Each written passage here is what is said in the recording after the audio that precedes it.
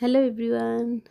তো এখানে দেখতে পাচ্ছেন আমেরিকাতে আমি কিছু ব্যাকইয়ার্ড গার্ডেনিং করেছি। এর মধ্যে এগুলো হচ্ছে চেরি টমেটো। এছাড়াও আমি যে নরমাল টমেটোগুলো আছে সেগুলোও লাগিয়েছি।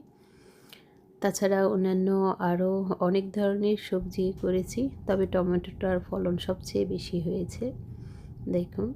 তারপর এখানে উড়ি মরিচ, যেগুলো গায়ানিজ উড়ি মরিচ, ক্যাপসিকাম, সেই সাথে বেগুন আর আরও অন্যান্য সবজি, যে ব্যাকইয়ার্ডের পেছনে অনেক ধরনের সবজি চাষ করেছি। এর মধ্যে শসা, এটা আলহামদুলিল্লাহ অনেক ভালো ফলন হয়েছে।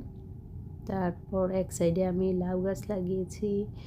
তারপর জুকিনিগুলো অনেক বড় বড় হয়ে গেছে।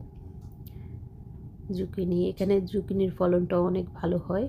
এই তো, সবাই ভালো থাকবেন।